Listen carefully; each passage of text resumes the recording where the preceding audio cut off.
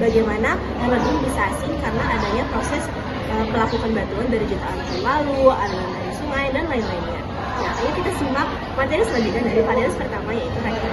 Oke, jadi karena saya adalah panelis pertama, jadi sebelum kita membedah lebih lanjut tentang teks eksplanasi yang satu ini, mari kita membahas hal dari luarnya dulu, yaitu esensi, fungsi, dan tujuan dari teks eksplanasi. Nah, jadi esensinya itu apa sih? Nah, esensinya itu adalah agar kita ini tahu penyebab dari suatu peristiwa. Nah, fungsinya itu adalah untuk menjelaskan peristiwa itu secara ilmiah sehingga kita ini sebagai orang awam tahu mengapa hal ini bisa terjadi. Nah, tujuannya itu ya hampir sama seperti fungsinya, agar kita ini tahu sehingga kita dapat memahami suatu hal itu lebih secara logika, dan karena hal ini pun kita bisa lebih tahu tentang keadaan alam di sekitar kita. Dan saja. Terima kasih Rahatala. Dan selanjutnya adalah panelis kedua, yaitu Syifa. Saya Syifa sebagai panelis 2 akan menjelaskan struktur dan isi dari teks Kenapa Air Laut Asin. Struktur pada teks eksplanasi terbagi menjadi 3, yaitu pernyataan umum, deretan penjelasan, dan penutur. Pada bagian pernyataan umum, yaitu laut menutupi sebagian besar bumi dan memiliki rasa asin yang khas.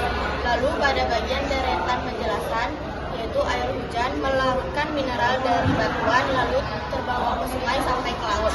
Lalu air laut menguap tetapi garamnya tertinggal dan lama-kelamaan air laut menjadi asin. Lalu pada bagian penutup, laut tetap asin karena garamnya tidak pernah hilang dan terus menumpuk selama jutaan tahun. Baik, terima kasih panelis 2 Syifa. Dan selanjutnya akan dipimpin oleh panelis ketiga, yaitu Eka. Saya sebagai panelis 3 akan menjelaskan kaidah kebahasaan tentang teks eksplanasi. Jadi yang kaidah kebahasaan teks eksplanasi ini terbagi menjadi 6 bagian nih. Yang pertama ada konjungsi kausalitas. Jadi konjungsi kausalitas ini biasanya digunakan untuk menjelaskan hubungan sebab dan akibat dari suatu peristiwa. Contohnya karena, sebab, akibat, sehingga, dan oleh karena itu. Yang kedua ada konjungsi kronologis. Nah, jadi konjungsi kronologis ini biasanya menunjukkan urutan waktu atau proses peristiwa terjadi atau proses terjadinya peristiwa. Contohnya, kemudian setelah itu, selanjutnya, dan pada akhirnya.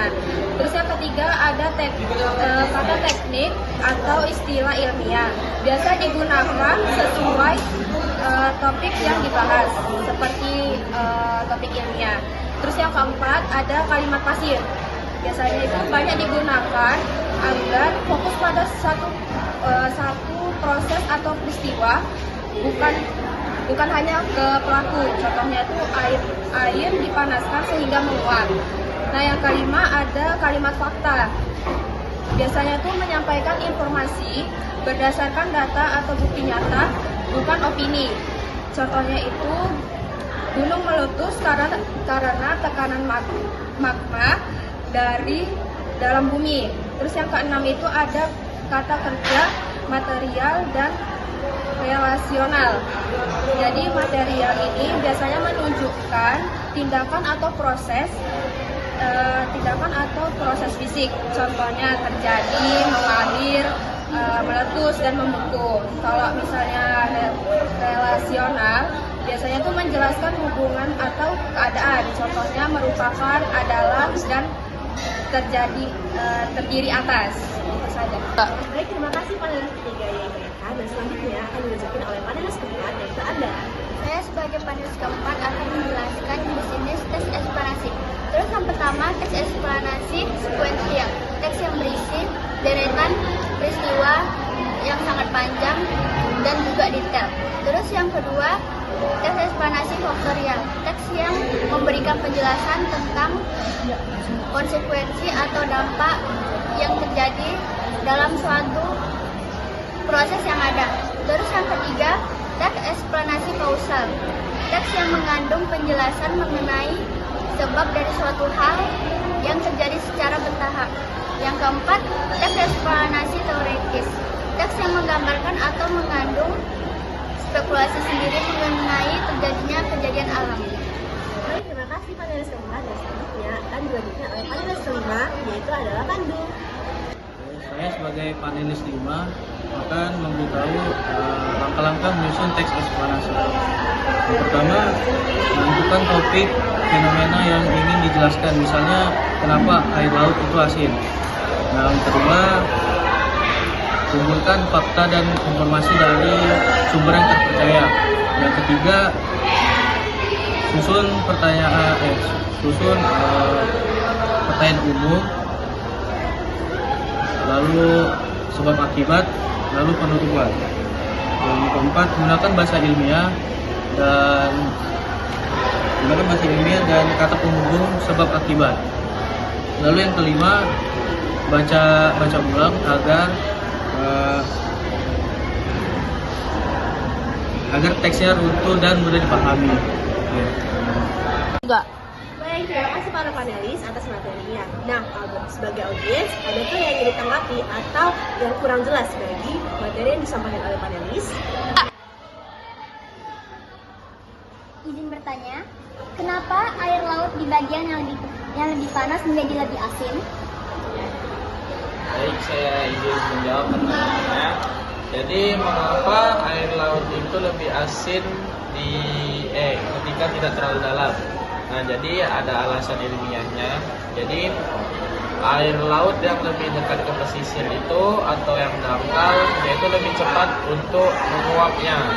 Jadi sehingga kadar airnya lebih sedikit, namun garamnya tetap tertinggal di situ. Jadi itulah alasannya. Oke, baik, terima kasih. Oke, terima kasih Rehan. Ya. Saya ingin bertanya, apa bedanya teks eksplanasi dan teks deskripsi? Untuk menjawab pertanyaan pilih sebagai audiens, pada teks eksplanasi lebih menyangkut ke sebab dan akibat dan proses ilmiah, sedangkan yang lain cuma sebatas informasi umum saja. Jadi, apakah teks eksplanasi hanya membahas tentang fenomena saja?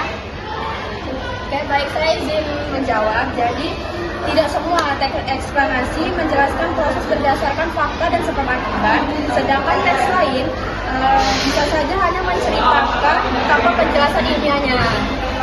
Oke, baik. Terima kasih atas penjelasannya, Eka. Izin menanggapi dari panelis 3. Nah, atas penjelasan tentang teks eksplanasi, namun perlu diperhatikan bahwa contoh kalimat pasif yang diberikan mungkin tidak tepat. Kalimat air hujan melarutkan mineral dari batuan adalah kalimat aktif. Contoh kalimat pasif yang lebih tepat mungkin mineral dari batuan dilarutkan oleh air hujan. Terima kasih Firly atas tanggapannya. Mungkin kedepannya saya akan dipelajari lagi. Teman-teman, terima kasih. Pada diskusi kali ini kita dapat menyimpulkan bahwa teks eksplanasi adalah teks yang memuat atau menyangkut sebuah informasi berdasarkan ilmiah dan juga fakta. Oke, dan contohnya itu adalah teks yang kita pelajari sekarang, yaitu air laut. Kenapa air laut itu asin? Karena air laut itu menumpuk jutaan garam dari tahun lalu dan berasal dari batuan-batuan yang ada di darat. Nah, sekian dan terima kasih. Terima kasih atas audiens dan panelis yang sudah berada pada presentasi kali ini. Dadah!